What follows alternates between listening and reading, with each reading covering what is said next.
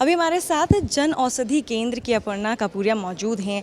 अब ये जो हैं वो जन औषधि केंद्र के माध्यम से जो है अवेयरनेस फैलाती हैं और महिलाओं के लिए आपका काफ़ी ज़्यादा योगदान भी रहा है मैम। जैसे कि जन औषधि केंद्र के बारे में अभी तक हमने जितना जाना है उसके अनुसार यही है कि इसमें जो है जो मेडिकल स्टोर्स होते हैं उसके मुकाबले जो है इस स्कीम के जरिए जो है जो दवाइयाँ होती हैं वो सस्ती मिलती हैं।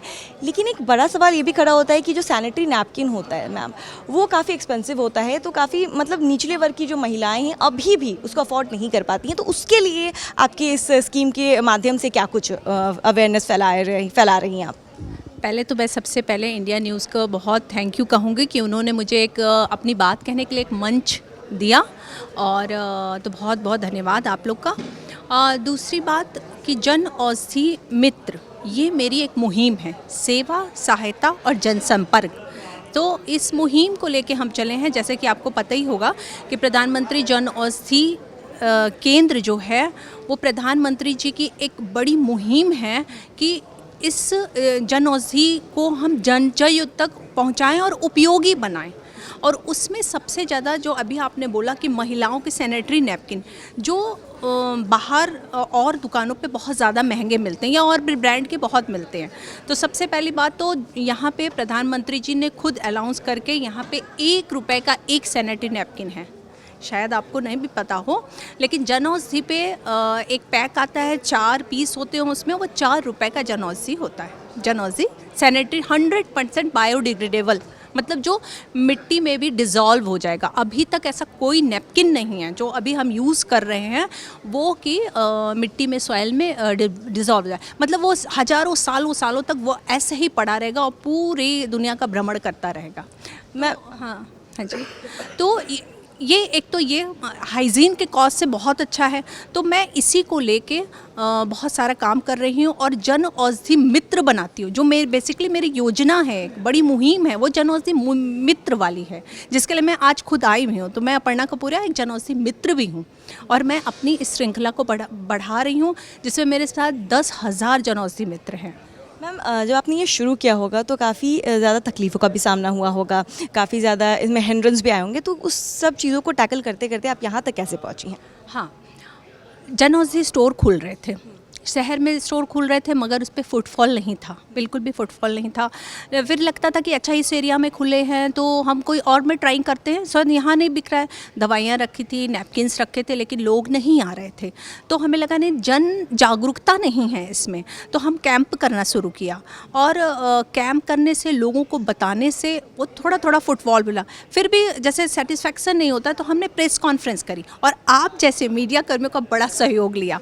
तो वो जब व्यूअर्स ने देखा, प्रिंट मीडिया, सोशल मीडिया, तो डिजिटल मीडिया पे ऐसे फैलने लगी ये चीज़ कि अच्छा एक सुगबुगाहट हो गई कि जन औषधि भी कोई चीज़ है। जन औषधि, अच्छा जन औषधि के बारे में पता चलने के साथ ही साथ ये भी पता चला कि जो ब्रांडेड दवाई हैं, क्योंकि जन औषधि पे जेनरिक दवाइयाँ थी जो बहुत ही कम रेट पे हैं, बाज़ार से 80-90% रेट कम है उनका। जैसे आप मान लीजिए ₹100 की आप दवाई वैसे नॉर्मली लेते हैं तो यहाँ पे वही दवाई आपको ₹10 की पड़ेगी। तो लेकिन लोगों में एक ये था कि ये शायद सस्ती है तो बेकार मेडिसिन है, ठीक है। हमने अब उसके लिए अवेयरनेस प्रोग्राम करे कि नहीं नहीं ये बेकार नहीं है। हमने फार्मासिस्ट को भी ट्रेन किया, मतलब कि वहाँ की उसकी बात सुनने से लोग ज़्यादा अवेयर होंगे। तो जो कैंप लगाते थे तो वहाँ पे इनका हम खूब ज़ोर शोर से और मीडिया वालों को भी लेके उसको खूब प्रचार करते थे कि हाँ फुटफॉल बढ़े। जब फुटफॉल बढ़ने लगा तो फिर चीज़ इजी होने लगी। लेकिन अभी भी जो जैसे कि मेडिसिन हैं लोग नहीं ले रहे हैं, उनके लिए लगातार हमें कैंप करना पड़ते हैं। मैं आपको बताऊं कि मैंने महिलाओं के लिए 4 लाख सैनिटरी नैपकिन अभी तक मैं फ्री बांट चुकी हूँ और 150 स्कूली बच्चियों में अवेयरनेस प्रोग्राम मेरा चल रहा है। एक आखिरी सवाल मैम, क्योंकि समय सीमा है हमारे पास, ये कितनी मतलब अभी कितनी रूरल एरियाज़ में, क्योंकि जनरली क्या होता है कि मतलब जो बड़े शहर होते हैं वहाँ पे लोगों तक कैसे ना कैसे खबर पहुँची जाती है, लेकिन जो रूरल एरियाज़ है वहाँ तक ये सब चीज़ें, ये सब स्कीम के बारे में उनको नहीं मालूम होता है कि ₹1 में भी सैनिटरी नैपकिन मिल रहे हैं।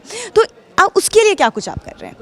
देखिए, बनारस में मैं काम कर रही थी और बनारस के आसपास के एरिया में मैं काम कर रही थी, मतलब जो भी बनारस से लगते हुए छोटे ज़िले हैं उनमें, और सबसे बड़ा सोनभद्र और रॉबर्टगंज में, इसके जो 5 और ज़िले लगते हैं वहाँ पे मेरी मुहिम बहुत तेज़ी से है, और वो उसके संग गाँव भी लगते हैं, छोटी जगह, तो वहाँ जन औषधि। अब यहाँ अवेयरनेस प्रोग्राम था मगर स्टोर नहीं थे, तो मैं स्टोर खुलवाने के लिए भी हमने प्रयास किए कि स्टोर जब होंगे तब ना उनको सैनिटरी नैपकिन, मतलब ये बहुत विस्तार वाली चीज़ है कि हम ये देखते थे कि जब अवेयरनेस प्रोग्राम कर रहे हैं तो वहाँ से महिलाएं लड़कियां उठ के बता रही कि हम तो स्कूल ही नहीं जाते।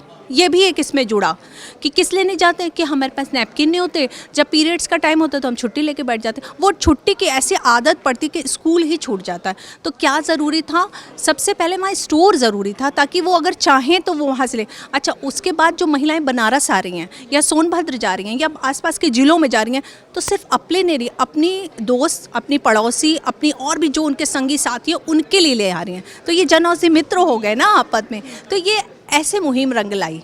फिर जन औषधि अब तो सैनिटरी नैपकिन मतलब धड़ल्ले से बिकते हैं स्टोर पे। बहुत बहुत शुक्रिया मैम आपका, आपने हमारे व्यूवर्स को इतनी अच्छी जानकारी दी। आई होप कि ये स्कीम और भी ज़्यादा आगे जाए और लोग, मतलब खास करके महिलाओं तक इस स्कीम के बारे में जानकारी जाए।